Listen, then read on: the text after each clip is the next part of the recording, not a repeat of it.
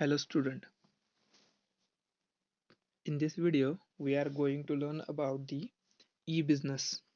तो generally e-business होता क्या है? तो e-business means इलेक्ट्रॉनिक्स कॉमर्स, जैसे कि हमारा अमेज़न है, फ्लिपकार्ट है, OLX है, क्विकर है. तो e-commerce means electronic commerce means buying and selling of goods in the form of online. Means हमारा जो भी ट्रांजेक्शन्स रहेगा वो रहेगा एक तो गुड्स के फॉर्मेट में, या रहेगा फंड के फॉर्मेट में, या जो भी हमारा डेटा ट्रांसफ़र रहेगा, या कोई प्रोडक्ट ट्रांसफ़र रहेगा, या सर्विसेज रहेगी, तो जनरली हम उसे ई कॉमर्स बोलेंगे. तो ई कॉमर्स मीन्स ई बिजनेस और online business means business transactions that take place online with the help of internet. तो ये सब ई कॉमर्स जो कंपनी है उनके जो भी बिजनेसेस होते हैं, the business working on the basis of internet. In that the e commerce company generally होता क्या है कि बाइंग और सेलिंग्स ऑफ गुड्स, प्रोडक्ट और services over the internet. E commerce is also known as electronics commerce और internet commerce. This service generally provides only over the online or internet-based network. In that the e-commerce generally transactions of money means हम पैसे भेज सकते हैं, उस पैसे का transactions हो सकता है, फंड ट्रांसफर हो सकता है, and data are also consider as a e-commerce. These business transactions can be done over the different type of ways. तो हम उसके डिफरेंट टाइप ऑफ वेज कौन से है वो देखने वाले हैं. तो generally the terms of e business came into the existence in year of 1996. तो ई कॉमर्स जनरली 1996 से स्टार्ट हुआ. So e business in an abbreviation of electronics business. So the buyers and seller don't meet personally. तो generally e business में buyer और seller एक दूसरे से कभी मिलते नहीं है. आपने जनरल देखा होगा कि हम अमेजोन पे वन क्लिक पे एक कोई तो भी प्रोडक्ट परचेस करते हैं, तो हम ना ही उस कंपनी को मिलते हैं ना कंपनी हमें मिलती है. तो generally that is called the E business. तो ई बिजनेस और electronic business is the administration of conducting business via the internet. This would include the buying and selling of goods and services along with the providing technical or customer support through the internet. तो generally जो भी online stores है, जैसे कि Amazon होगा, फ्लिपकार्ट है, Shopify है, मिंत्रा है, ईबाय है, क्विकर है, OLX है, these are the examples of e-commerce websites. तो generally in the year of 2020-22 or 2021, in that the year the global retail e-commerce can reach up the near about the 27 trillion dollars. So इनका जो business है bye using the internet programming और internet working और ई business, सो इनका जो business है, सो it's reach up to the 27 trillion dollars. Generally in the during of corona सो उस time हमने जनरली जो भी ट्रांजैक्शंस किए हैं, जो भी गुड्स गुड्स तो उस टाइम परचेस नहीं हुए, लेकिन जो भी हमारे फंड ट्रांसफर हुए, तो by using this E business activity. E-commerce has an extroverted approach that covers the customer, supplier, distributor, etc. On the other hand, e-business has an ambivert approach that covers internal as well as external processes. The e-commerce required a website that can represent the business. Generally e commerce के लिए हमें एक website की ज़रूरत होती है, जैसे Amazon की वेबसाइट है, फ्लिपकार्ट की है, मिंत्रा की है, शॉपिफाई की है, क्विकर की है। तो उनकी खुद की एक वेबसाइट है। उस वेबसाइट पे वो हमें प्रोडक्ट दिखाते हैं और हम by using the internet we can purchase the goods, that is called the e commerce, means electronics commerce. The features of e business, e commerce और online business, it is easy to setup, वो समझने में आसान है और easy to understand और easy to setup. There are no geographical boundaries, means हम दिल्ली से भी मटेरियल परचेस कर सकते हैं, जापान से भी मटेरियल परचेस कर सकते हैं और हमारे बगल के शॉप से भी मटेरियल परचेस कर सकते हैं, means there are no geographical boundaries. Much cheaper than traditional business, ये बहुत सस्ता होता है as compare to physical business. Means E business में ना ही उनको कोई शॉप बनाने की ज़रूरत होती है। डायरेक्ट जो मटेरियल आपको मिलता है वो डायरेक्टली स्टोर से मटेरियल डायरेक्ट पैक होके आपके एड्रेस पे पहुंच जाता है। तो जनरली क्या होता है कि ट्रेडिशनल बिजनेस में, for example, we are selling books, means different type of novels or books. So if you want to selling a goods or selling a books by using the traditional business, so we have to purchase a one shop, or we have to take a one shop on lease, and we have to pay a daily basis or monthly basis, we have to pay on that. So that is called the traditional basis. So whenever we sell these books, so the price will be increased due to the we due to that we take a shop on a lease basis. So उसका जो भी पैसा आएगा वो पैसा हमें उसमें books के रेट पर ऐड करना होता है। तो जनरली ट्रेडिशनल बिजनेस से ई परचेस या ई बुक्स जो भी रहते हैं तो वो ज़्यादा चीपर होते हैं। There are the flexible business hours, means E business में हम उसके लिए कोई बिजनेस हावर्स ऐसे लिमिटेड नहीं है। आप अमेज़न पे रात के 4 बजे भी परचेस कर सकते हो और रात के 2 बजे भी, सुबह भी, कभी भी, किसी भी टाइम आप परचेस कर सकते हो। वैसे ट्रेडिशनल बिजनेस में आप जो भी हमारे रूल्स एंड रेगुलेशंस है तो उसके बियॉन्ड जाके आप परचेस नहीं कर सकते। जैसे कि शॉप ओपन ही नहीं रहेगा तो आप परचेस कैसे कर सकते हो। So there are the flexible business hours, marketing strategies cost less, means यहाँ पे कोई शॉप आपको खरीदना नहीं है तो उसका कॉस्ट जो रहेगा वो कम रहेगा। Online business receive subsidies from the government, तो ऑनलाइन बिजनेस के लिए गवर्नमेंट से सब्सिडीज भी मिलती है। There are the few securities and integrities issues, there are the उसके लिए जो सिक्योरिटीज है वो ई ई बिजनेस में थोड़ी कम रहती है।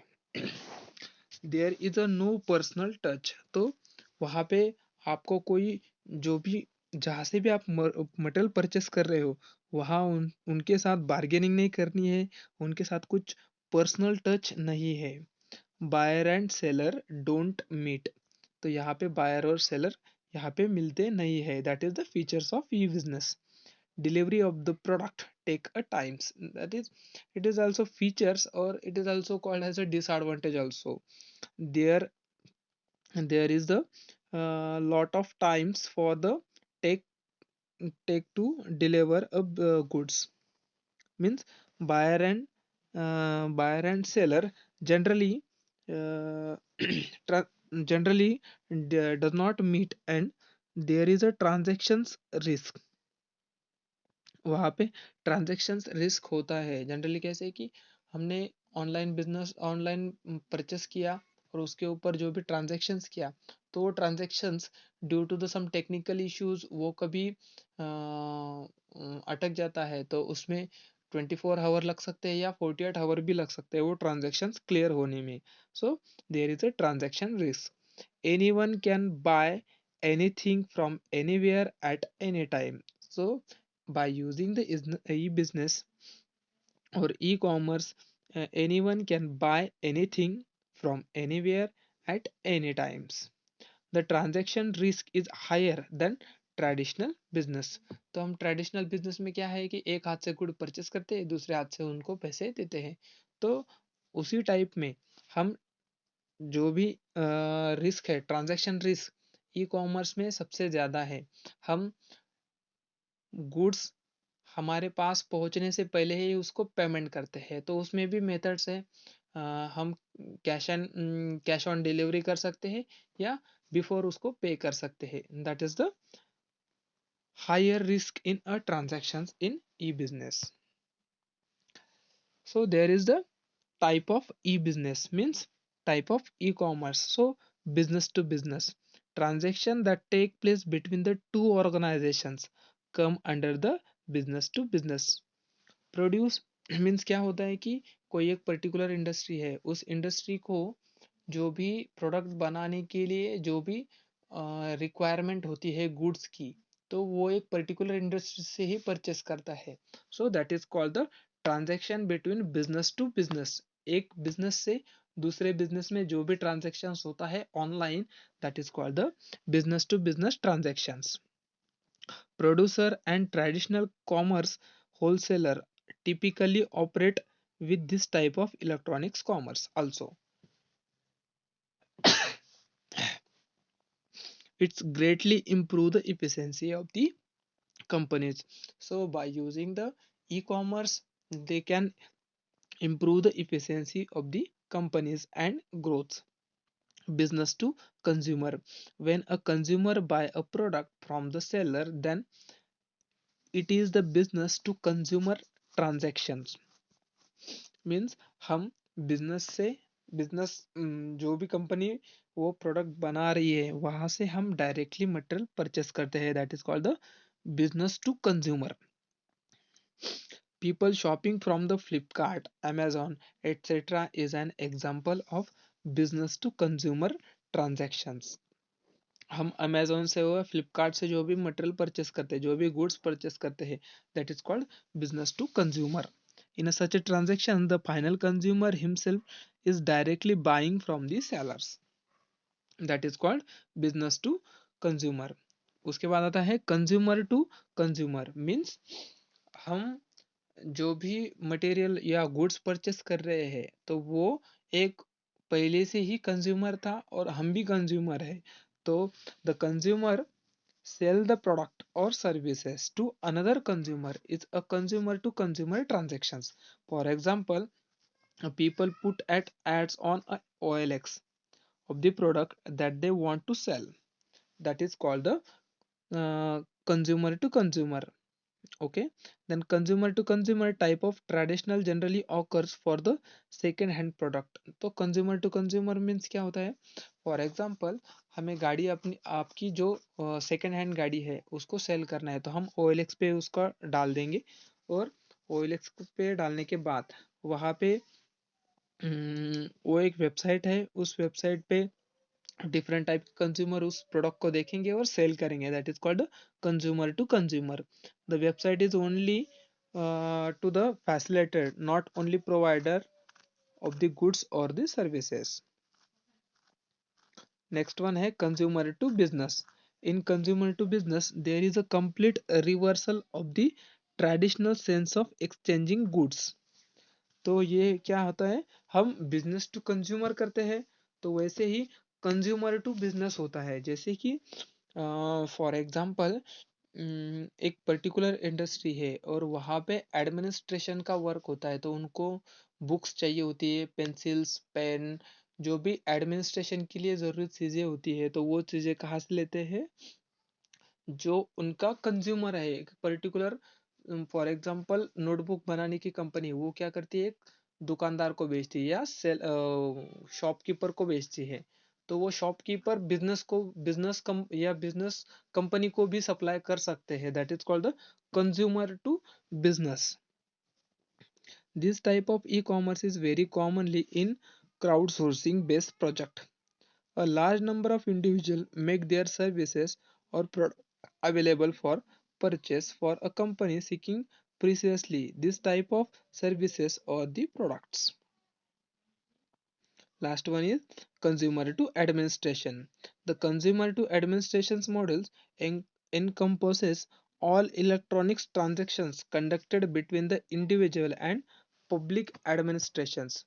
तो कंज्यूमर टू एडमिनिस्ट्रेशंस में जनरली होता क्या है कि हमारा जो भी प्रोडक्ट है वो प्रोडक्ट हम कंज्यूमर से एडमिनिस्ट्रेशन में देते हैं, जैसे कि एजुकेशन है,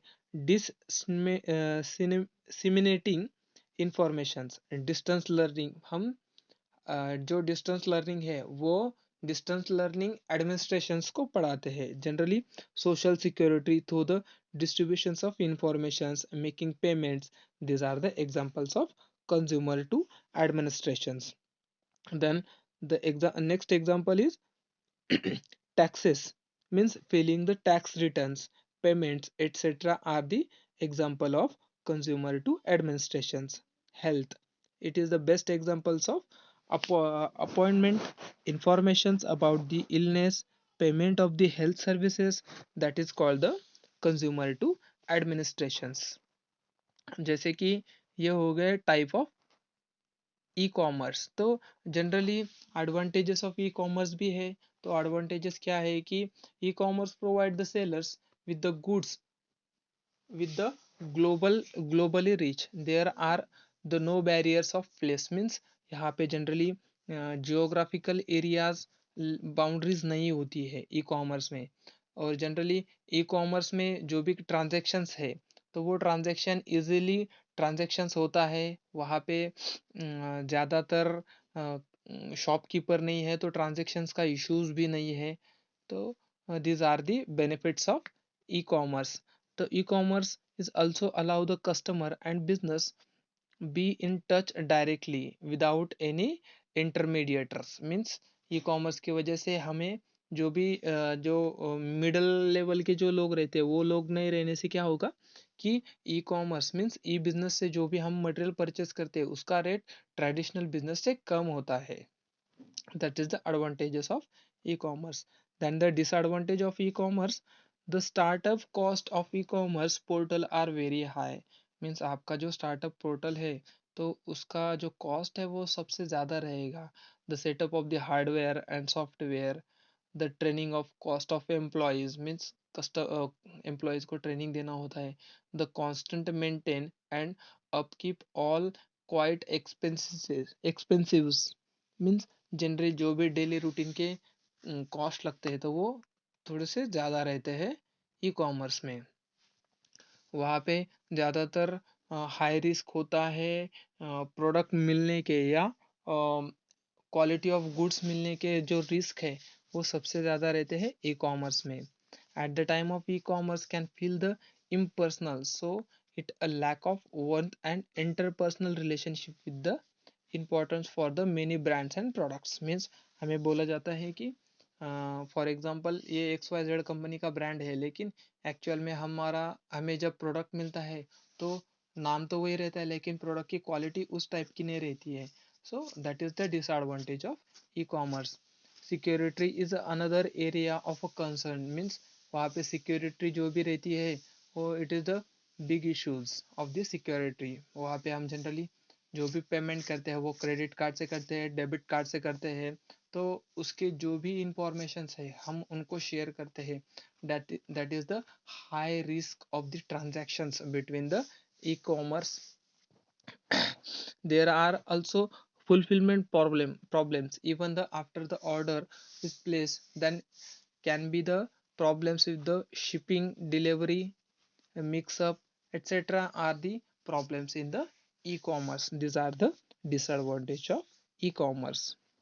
So in this video we see in the what is the meaning of e-commerce and the different type of e-commerce, means business to business, business to consumer, consumer to consumer, consumer to business, consumer to administrations. These are the type of e-commerce. Okay, thank you student.